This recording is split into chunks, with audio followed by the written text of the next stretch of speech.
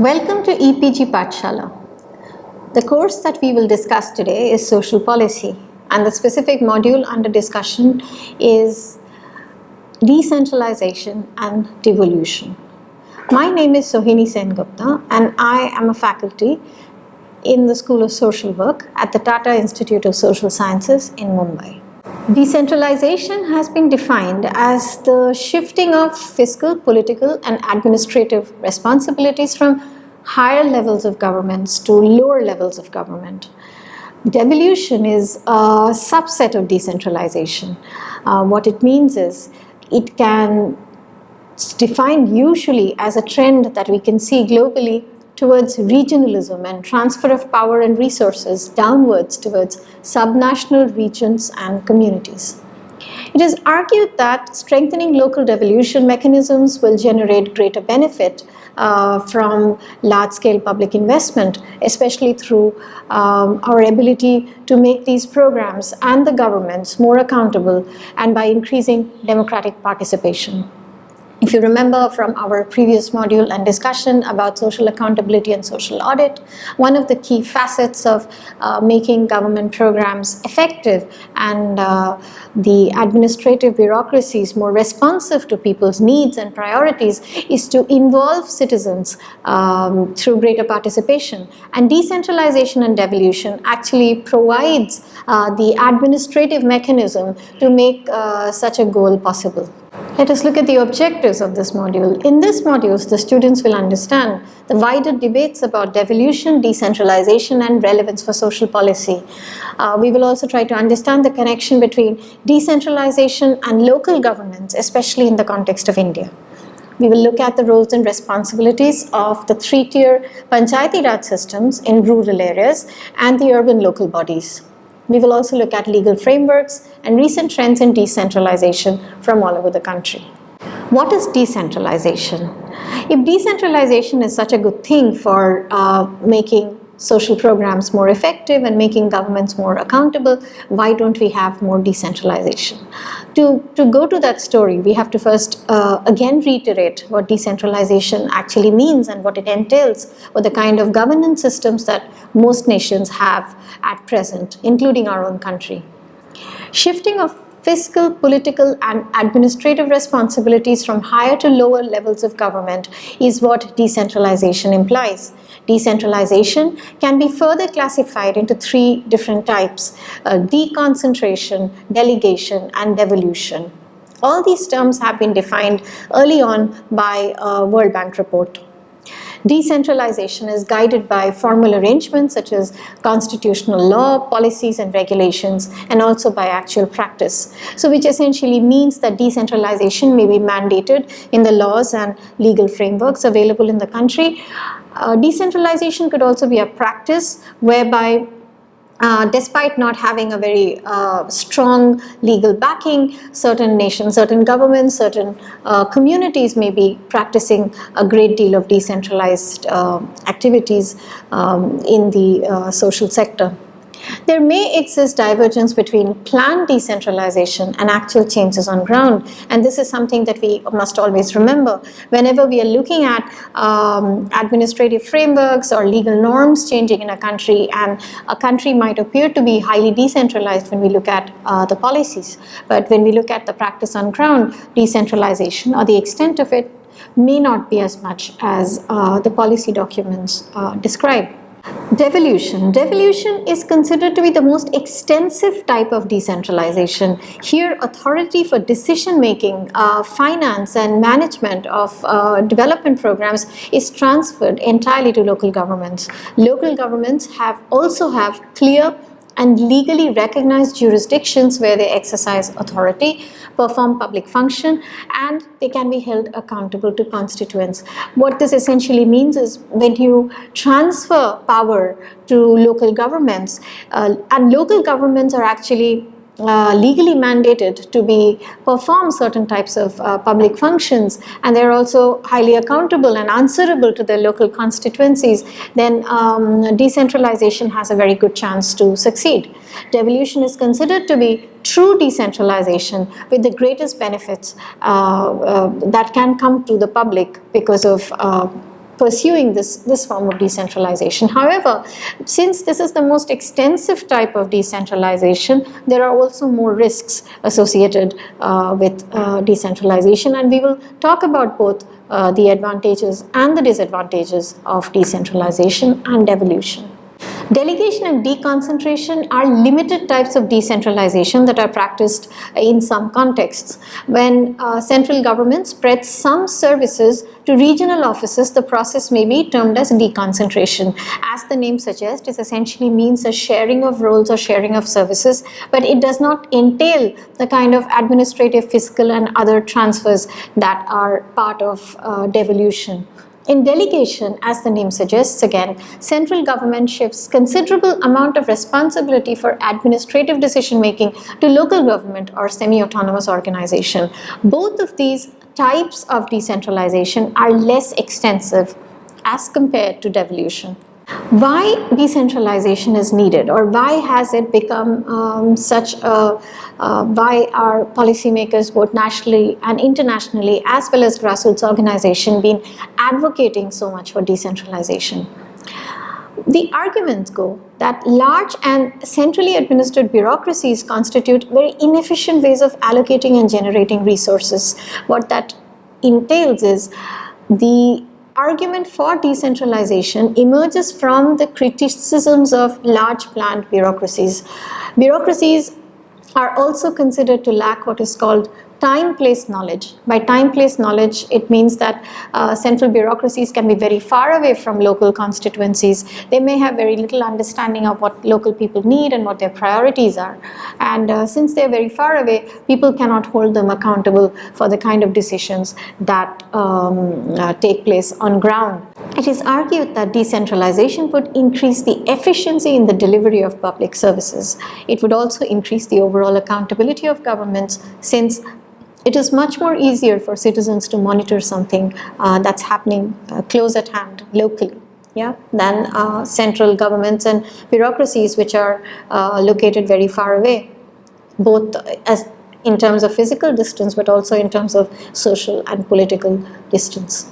What are the arguments against decentralization? Because not all policymakers agree that decentralization is a solution to create more equitable, efficient and accountable public programs.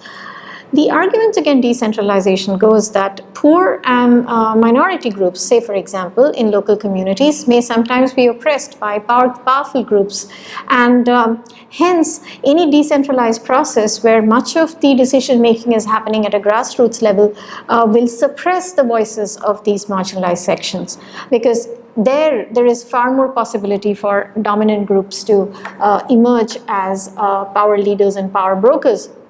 In such a context, it has always been the role of central governments to speak for or take the sides of the more weaker sections of society. Central governments, if they so desire, can obtain the same information advantage that local administration is deemed to have through local agents. What this is supposed to mean is decentralized governments or local governments are supposed to have better time-place knowledge as compared to central bureaucracies, but there is no reason why central bureaucracies cannot also gain this informational edge by simply acquiring local level information. In democratic but unequal societies, local accountability mechanisms must be strengthened before decentralization can work. So a lot of policymakers who are not against overall the idea of decentralization and think it's a good thing argue that it can only work the way it is being planned only if local accountability mechanisms are strong and they are in place. The fear of elite capture essentially, and the fact that local level governance can lead to a lot of collusions between politicians, contractors and officials and other forms of petty interest groups is another reason why decentralization is not viewed by some as a very good way of improving social policy outcomes. Let us look at the local governance in the context of India. The Indian Constitution locates governance in the state list. As a consequence, the extent of administrative, political and fiscal decentralization is based quite a great deal on the discretion of the state government, what this in fact means is, even if the central government decides to devolve a great deal of fiscal and administrative powers to local governments until and unless the state governments are also in agreement with these decisions, until and unless they also agree to devolve some of their powers. Decentralization may not be possible to that extent. The 73rd and the 74th constitutional amendments inserted Part 9 in the Indian Constitution to effect some decentralization measures. Article 243 A to O specified issues and functions that would be devolved to Panchayats in case of rural areas, and Article 243 P to Z provides directions for urban local bodies, which essentially means that in our country there is a constitutional mandate to go ahead with decentralization, both in the context of rural as well as in urban areas. If you want to look at the functions that the amendments transferred to urban local bodies, we need to look at the 12th schedule under Article 243W, and there are actually 18 functions listed here. So you see the 10 functions here, and you'll see 8 functions in the next slide. So if you look at the kind of functions that are being proposed to be devolved to local bodies, in case of urban areas, it's urban planning, including town planning, regulation of land use, construction of buildings, planning of economic and social development, roads and bridges, water supply for domestic, industrial and commercial purposes, public health, sanitation and solid waste management, fire service, urban forestry, protection of environment and promotion of ecological aspects, safeguarding the interest of weaker sections of society, including the disabled and mentally retarded, slum improvement and upgradation, urban poverty alleviation, provision of urban amenities and facilities such as parks, gardens, playgrounds, promotion of cultural, educational and aesthetic aspects, burials and burial ground, cremation grounds and electric crematorium, cattle pounds, prevention of cruelty to animals, vital statistics including registration of birth and death, public amenities including street lighting, parking lots, bus stops and public conveniences, and regulation of slaughterhouses and tanneries. So these 18 functions have been devolved to urban local bodies by the Constitutional 74th Amendment. If you look at the 11th schedule under Article 24G, it lists the 29 functions that have been listed, devolved to rural local bodies, and this includes agriculture, including agricultural extension, land improvement, implementation of land reform, land consolidation and soil conservation, minor irrigation, water management and watershed development, animal husbandry, dairy, poultry, fisheries, social forestry and farm forestry, minor forest produce, small-scale industries including food processing, khadi village and cottage industries, rural housing, drinking water, fuel and fodder, roads, culverts, bridges, rural electrification, non-conventional energy sources, poverty alleviation, education including primary and secondary schools, technical training and vocational education, adult and non-formal education, libraries, cultural activities, markets and fairs. If you compare the activities listed in the 11th and the 12th schedule, you'll realize that far many more functions have been allocated to rural local bodies as compared to urban local bodies. In fact, rural local bodies can truly become empowered and participate in a range of functions, which includes public provisioning of social protection mechanisms as well as provision of social services and a large number of economic activities as well. Here are some more functions under the 11th schedule: health and sanitation, family welfare, women and child development, social welfare, welfare of weaker sections, public distribution system and maintenance of community assets. The 29 functions have been devolved to rural local bodies and 18 functions to urban local bodies. It essentially means that these functions should be performed by these institutions. However, local bodies cannot perform these functions unless they have the requisite financial ability to do so. Under Article 243I and Y, state finance commissions were to be appointed by governor every 5 years in order to provide financial resources to fulfill the mandated functions. The distribution between the state and the municipalities and or panchayats of the net proceeds of taxes, duties, tolls and free levies by the state. This essentially means that Article 243I and Y directs the state governments to ensure that the revenues that the state government gets from taxes, duties, tolls and so on it needs to be distributed in some fashion between the state and the local bodies. Moreover, allocation between the municipalities at all levels of their respective shares of such proceeds. The state governments also have to determine taxes, duties, tolls and fee assignments which should be appropriated entirely by the municipalities. The Article 243 I and Y section also describes how grant and aid to local bodies will be provided from the consolidated funds of the state. Essentially what this implies is that there is both a functional as well as a financial devolution mandated by the Indian Constitution. Let's now look at more at the structure of urban and rural local bodies to understand how all of these things are going to be affected and by whom. The categories of urban local bodies. The 74th Constitutional Amendment Act also created 3 categories of municipalities in urban areas based on size of population and geographical spread. These 3 categories are the Nagar Panchayats or town councils, which would serve an area which is in transition from rural to urban or smaller towns. Municipalities refer to smaller urban areas like large towns, and municipal corporations for larger urban areas or cities. Urban local bodies are governed by state-specific municipal acts. A commissioner or chief executive officer who supervises the activities of all employees manages the municipal bodies. Ongoing reforms. Under decentralization, legal reforms and transfer of power and functions to municipalities, regularity of elections, reservation of seats for disadvantaged communities, all of this has taken place. But according to some commentators, urban local bodies have not changed fundamentally in the way they function. Recent goals of decentralization has been to improve accountability, transparency and rule of law and efficiency of urban local governance. But to a great extent, urban local bodies, despite their new nomenclature and the new powers that have been given to them by the Constitution, continue to function more or less in the way they always have. Let's now look at rural local bodies, whose powers have been expanded a great deal through recent reforms. Under the 73rd Amendment of the Indian Constitution, Panchayats are designated as local self-government institutions. The 3-tier Panchayats exist at the village, block and district level. Elections are mandatory every 5 years and at least 33% of the seats must be reserved for women. Finance Commission allocates funds for Panchayats and provisions must be made for the devolution activity. 29 subjects, as we have seen in the 11th schedule, are identified as Panchayat subjects. Gram Sabha is integral to the PRI institution. It's the functioning of the Gram Sabha which actually would determine the extent to which rural local bodies are able to fulfill all the goals of decentralization.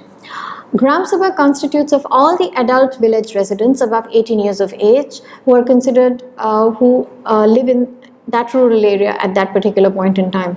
Usually one Gram Sabha must exist in each revenue village or Panchayat as per state-specific Panchayat Raj Act, which means rural local bodies do differ in terms of their structure and in terms of their size from state to state.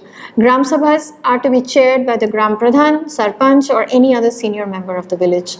Quorum is absolutely necessary when decision making is taking place at the Gram Sabha level. The quorum has to be maintained both in terms of the total number of people who are attending it as well as number of women participants.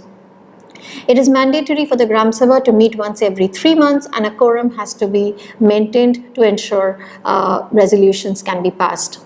What is the role of the Gram Sabha? Role of the Gram Sabha includes, very importantly, and here our concern for social programs really can be seen, is the selection of beneficiaries, identification of development plans, approval of annual budgets and expenditure, and the monitoring of all government schemes in the Panchayat. This essentially means all the lofty social policy ideals that we've been talking about in this course actually finally gets translated into real benefits or real rights for and entitlements for people at the grassroots only if the Gram Sabha is functioning effectively. The Gram Sabha enables every voter in the village to participate in decision making at the local level. Its membership is drawn from all persons registered in the electoral rolls of the village panchayat. It's a political forum to people to discuss their common problems, the idea being to understand the needs and aspirations of people, which would then become part of broader development or social policy agendas of government. It is also a forum that is meant to create accountability and transparency by discussing and debating development, administrative action of elected elected representatives of the Panchayat. All the social audit of government programs actually has to take place at the Gram Sabha level. This is a diagram which essentially shows how devolution can work and how devolution can be mapped and measured in terms of whether it's succeeding or not.